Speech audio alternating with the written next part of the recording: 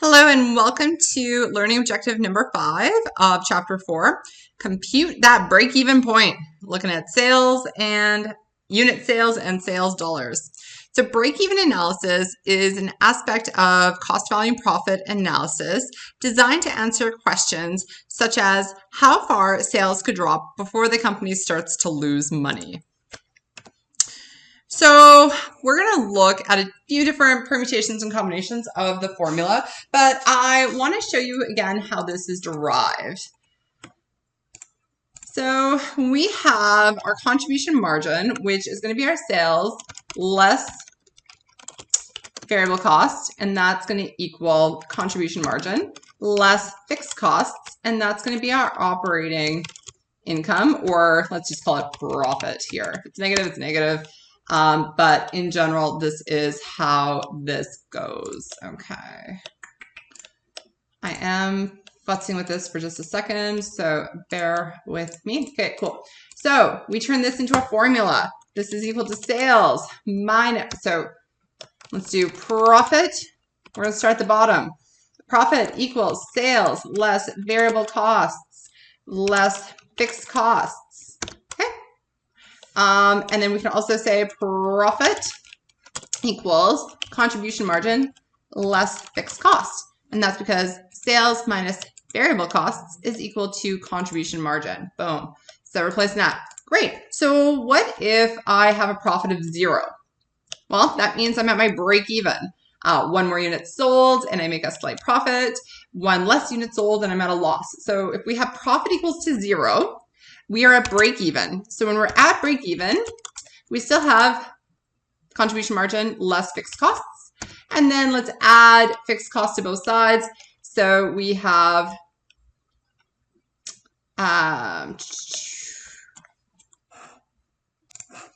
fixed costs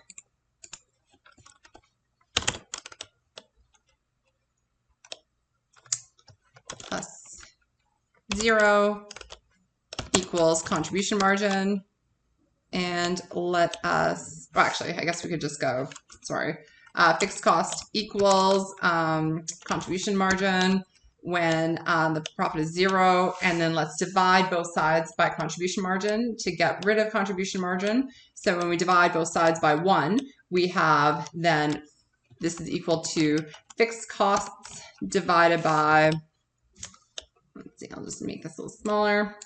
So this is equal to fixed cost divided by, where are you? Want the underline formula thing. Fixed cost divided by contribution margin is equal to contribution margin divided by contribution margin equals just 1. So when we're looking at break even, we are looking at fixed costs divided by contribution margin, which if you look at the last video, I kind of did sneakily by saying how many units did the salespeople have to sell before they personally broke even. So now we have, how do we do that in a formula? We have our break even calculation, which is equal to our fixed cost divided by contribution margin. So the reason why I took you through this to derive the formula to break you through to break even is to really just show you that you have all the formulas. It's just up to you to make them or to memorize them. So they'll be in your slides, but I really think if you practice with this, you will intuitively get to kind of know how these different things work. And when in doubt, you can always create your contribution margin and then derive your formulas from that going forward. All right, so let's go back to the slides. All right, our base case, we have our fixed costs of 80,000 and we have our contribution margin of 200. Now let us prove what we saw in a previous base case as far as what our break-even units were. So let's go to the Excel. All right, so break-even equals fixed cost divided by contribution margin.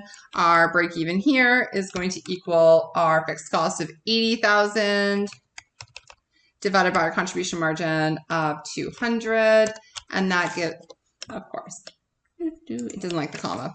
And that gives us 400 units, which if you go back to our base case, I believe in the first video, you would see 400 is the break even there. And feel free to go back and do a proof all the way with selling. What would your sales be? Let's just do it right now. Sales, if you had 400 units, would equal 400 times 500. Your variable costs equals 300 times 400 units sold. That gives us a contribution margin of 80,000. Our fixed costs are 80,000. And so then our profit is going to be 0. Hence, we've just proved that our break-even number of units is going to be 400. So it's kind of nice when you can plug it and have that proof to yourself. Okay, let's do an example question together. All right, so feel free to pause the video, take a read at this, and give it your best go. I will see you back when you unpause it, and we'll do a take up. Thank you. All right. Got coffee clutch. We got some price of coffee is $4. Average variable expense is $1. Average fixed cost is 3,000, and we want to know what the break even is. All right, so break even is going to be our fixed costs of 3,000 divided by our contribution margin of $3. That's that 4 minus 1. And so we have 1,000 cups of coffee is going to be our break even.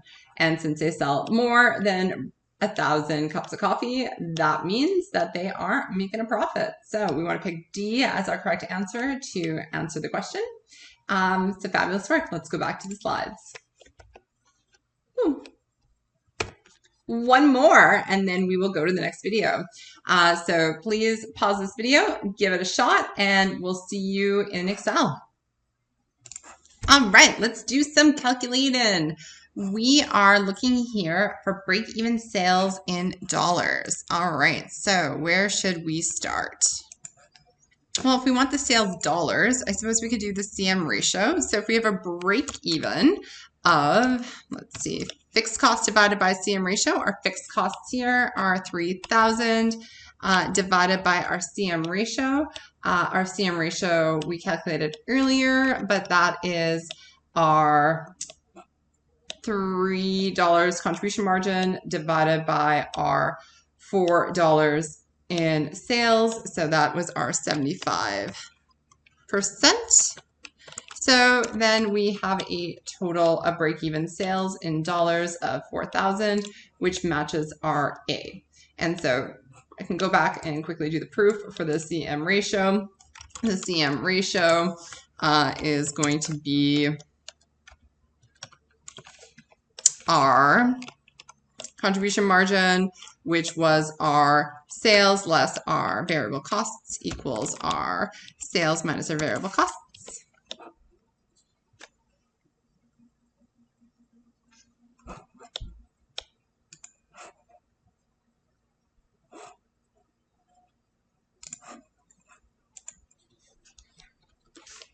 And divided by our sales. So our CM ratio is therefore going to be equal to 3 divided by 4, or 0.75. So 3,000 divided by 0.75 gives us our total break-even sales in dollars of A, 4,000. Oops, right here. Oh, wait, I didn't highlight it green. Okay, let me make sure I highlight it green before I PDF the sales part of the slides. All right, everybody. Thank you so much, and I will see you in the next video.